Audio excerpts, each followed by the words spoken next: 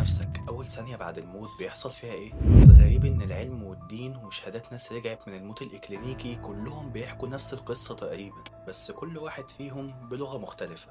خليك معايا وكمل الفيديو للآخر عشان المعلومات اللي انت هتسمعها في الفيديو ده أعتقد إن انت ما سمعتهاش في أي فيديو تاني. آخر الفيديو على فكرة فيه شوية معلومات هتعجبك أوي، بس قبل ما نبدأ عايزك تنزل تشترك في القناة وتفعل زر الجرس عشان يوصل لك كل جديد. أنا مش هكمل الفيديو إلا لما تنزل تعمل اشتراك دلوقتي، لان النسبه اللي قدامك ده يا باشا الناس اللي مش مشتركه في القناه، فعيب والله ان النسبه دي تبقى كبيره بالشكل ده. عايزك قبل ما تبدا تسمع المعلومات دي تعمل الطقوس اللي احنا بنعملها كل فيديو، وهي انك تطفي النور اللي موجود حواليك كله وتعمل كوبايه القهوه وتحط الهاند فري، ويلا بينا.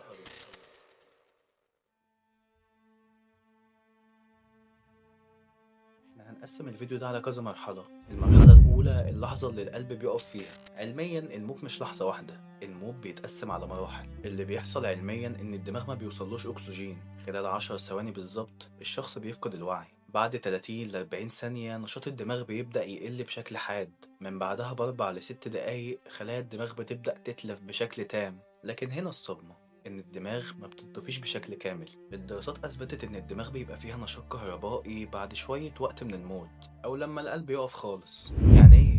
يعني آخر لحظة في حياتك ممكن تبقى أوعى من أي وقت تاني؟ الله أعلم.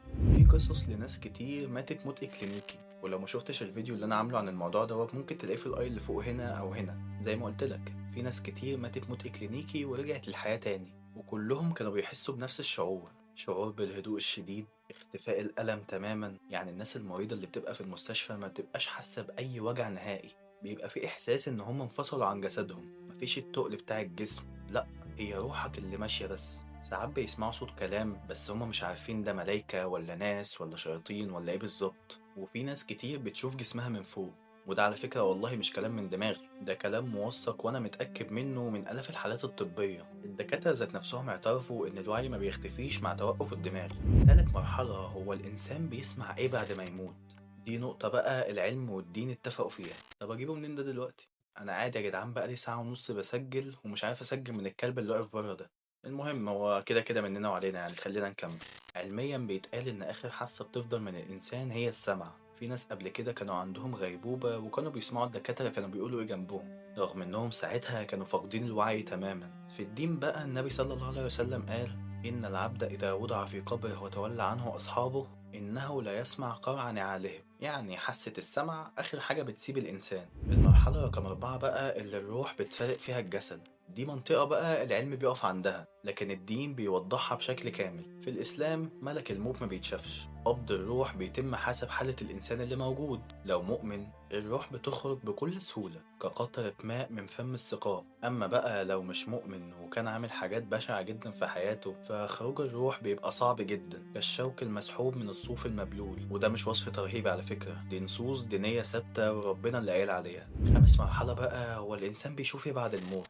العلم هنا ما عندوش إجابة كاملة، بس تجارب الناس اللي قربت من الموت قالت حاجات متكررة كتير جدا. قالوا إنهم بيشوفوا نفق مظلم وفي نهايته نور كبير جدا، وبيحسوا إنه جسمهم هادي خالص ومش زي الأول. وفي ناس بتشوف شريط حياتها بيعدي من قدامها. العجيب إن ناس من ثقافات وديانات مختلفة حكوا نفس التفاصيل دي. الناس دي ما كانتش تعرف بعض، بس كل واحد فيهم حكى اللي التاني حكاه بالظبط. أنا في المرحلة دي اتكلمت عن وجهة نظر العلم بس، أما وجهة نظر الدين فمحتاج إن أنت تبحث عنها في أي مصدر تاني. سادسا بقى هو بيبقى فيه وعي بعد الموت.